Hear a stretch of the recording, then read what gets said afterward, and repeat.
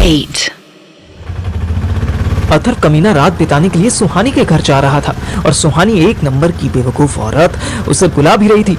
But to be honest, मेरे इन kidney और liver जैसे दोस्तों का रात में मिलना मुझे बिल्कुल अच्छा नहीं लग रहा था।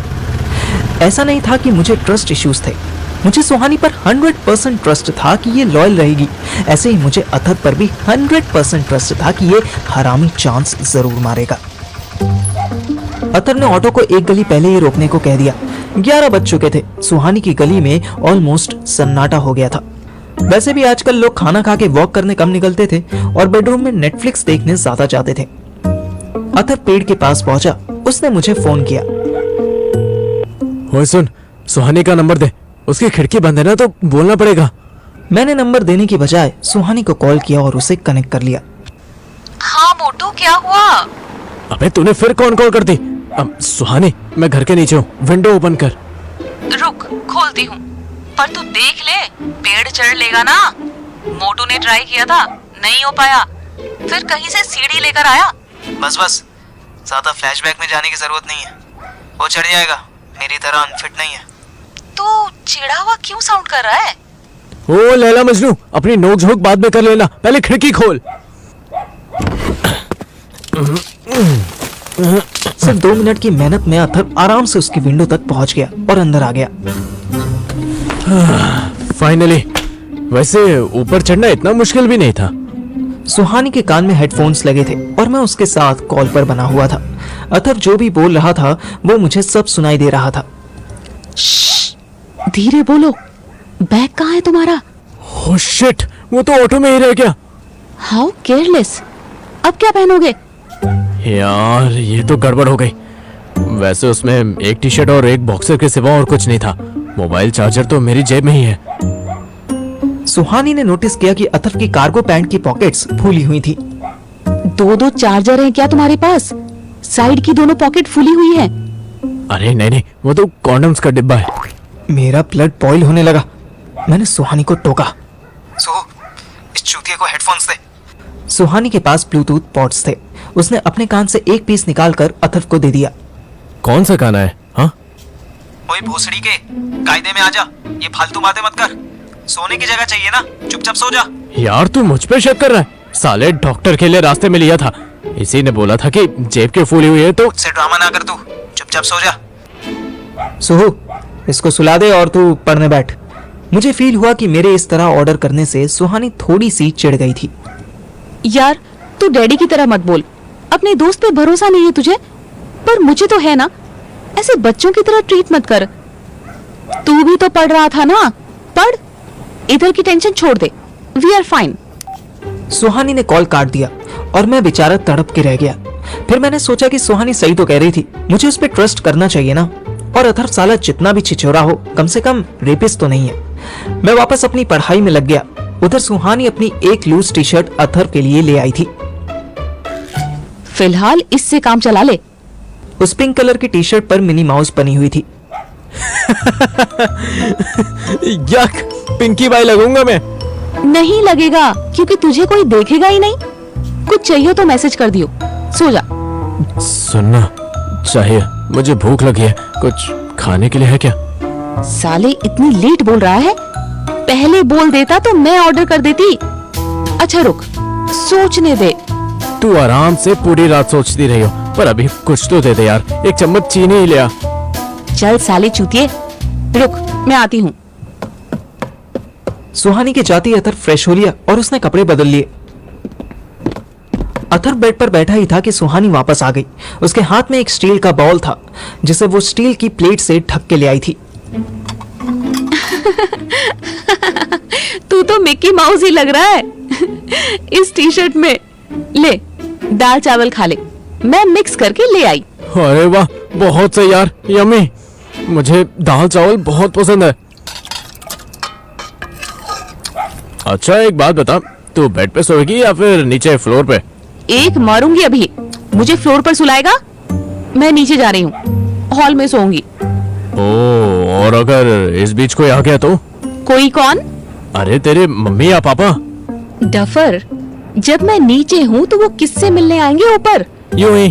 क्या पता, मेरी माँ तो कभी भी रूम चेक करने पहुंच जाती है, तेरी मम्मी का पता नहीं। Thank you so much for this unnecessary information.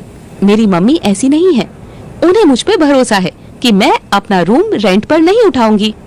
चल अब बक बक बंद कर और खा ले, मैं पानी ले आती हूँ। सुहानी ने मुझे भी मैसेज करके बता दिया कि वो हॉल में सो रही थी। मुझे अब इस रात से ज्यादा टेंशन सुबह पुलिस स्टेशन में होने वाली नौटंकी की थी। सुबह मैं ठीक 6 बजे उठ गया। फ्रेश वगैरह होने के बाद जिम जाने से पहले मैंने सोचा कि एक बार सुहानी से बात कर लेता हूँ। ओपन माइंडेड होने की मैं कितनी भी नौटंकी कर लूं, अंदर से तो जानता था कि आंख और चिंगारी एक ही घर में सो रहे थे।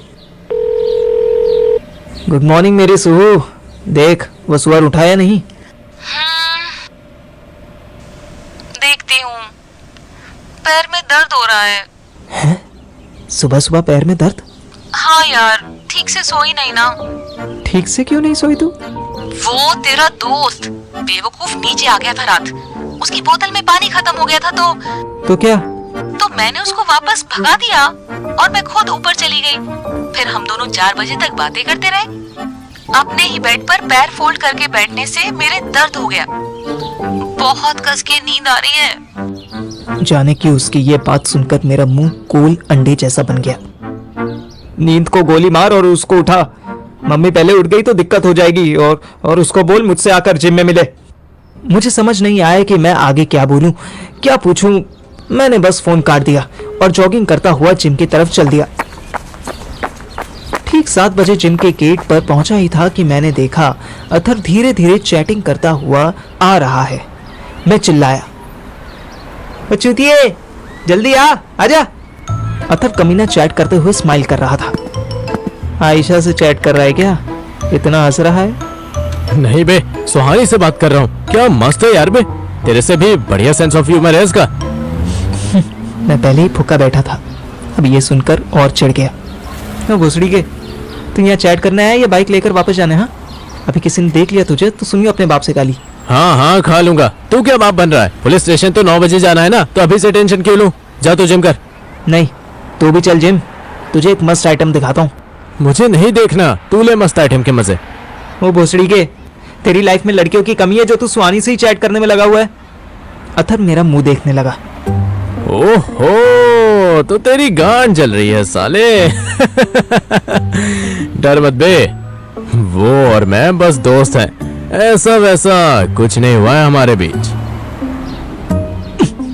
मैंने उसके छाती पे घूसा मारा और जिम में घुस गया। साले अपना फेस देख, कैसे इनसिक्योर आइटम बना हुआ है। चल चल आजा। अथर खुद भी जिम में आ गया। वहां काफी सारे लड़कों में मुझे कहीं भी डॉली नहीं दिखा। फिर मैंने लड़कियों में देखा, डॉली वहां भी नहीं था। शालू मेरी तरफ आ रही थी। ये मस्त आइटम दिखाने वाला था तू, इसमें मस्त क्या है? इसकी सेहत देखकर मुझे भूख लगने लगी। इससे पहले कि मैं कोई जवाब देता, शालू आ गई। क्या हुआ? डॉली भैया आज नहीं आएंगे, तू अपना 69 कर आज। हाँ, मुझे भी करवाओ ना। मैंने शालू और अथफ का इंट्रोडक्शन करवाया और फिर अगले 1 घंटे तक शालू हम दोनों को एक से एक एक्सरसाइज करवाने लगी। मैंने नोट किया कि अथर्व की शर्ट उतारते ही शालू की नजर उस पर ऐसे पड़ी कि फिर हटे ही नहीं। नाश्ता करके मैं और अथर्व सीधे पुलिस स्टेशन पहुंचे। सुन, रघुवीर से मैं बात करूंगा, तू रहने दियो। पता चला तो फिर स्टाइल मारने लगा और उसने फिर पंगा कर दिया। इससे पहले कि हम एएसआई रघुवीर के पास जाते, मामू जान को अथर की याद आ गई। हेलो मामू, गुड मॉर्निंग। तेरी गुड मॉर्निंग सालिया, तेरी हिम्मत कैसे हुई मेरी बाइक पे छड़े दी? अथर ने मुझे इशारे से बताया कि मामा को पता चल गया है। ओए बोल कंजरा बैंड जो है कि नहीं तू? पप्पो बोली तू जलंधर गया है। किथे से तू जलंधर से? बेटे साले किथे? मामू शांत हो जाओ, मैं आपको बढ़िया वाली बाइक दूंगा। तेरी पुंड में डालूंगा तेरे बढ़िया बाइक। साले तू पैसे लेके आ, पूरे 15,000 लेके आ। मैं अपनी गड्डी आप भी ठीक करा लूंगा।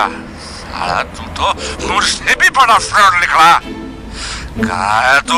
बोल। मैंने अथर को इशारे से कहा कि तू डर मत, उल्टा चौड़ा हो जा। मामा शांत हो जाओ, मैं आता हूँ शाम तक, फिर बात करेंगे, ठीक है? और एक बात सुन लो, अगर मम्मी को फोन किया या पापा को अपने डायरेक्ट बताया तो 15,000 तो छोड़ो, 15 रुपए भी नहीं दूंगा आपको। ऐसे कैसे नहीं देगा, मैं तेरी भूंड फाड़ दूंगा साले। अतर ने कॉल काट दी। एक और बड़ी लड़की ले ली तूने, अब क्या करेगा? टेंशन मत ले, ये तो होना ही था। तू चल अंदर, रघुवीर से बात करते हैं, देखते हैं कितने पैसे में मानेगा। हमारे गुड लक के लिए रघुवीर खुद ही हमारे पास आ गया। अरे वाह छोटे, तू तो महीने भर में बिल्कुल सीधा खड़ा हो गया। Thank you sir. अब मेरी बाइक भी सीधी खड़ी करवा दो प्लीज। कौन सी बाइक? रेड अपाचे मॉडिफाइड, आपके पास आई थी ना उस दिन। ओ, वो तेरी बाइक थी, वो तो गई। वो तो गई सुनते ही हम दोनों की आत्मा शरीर से निकल गई।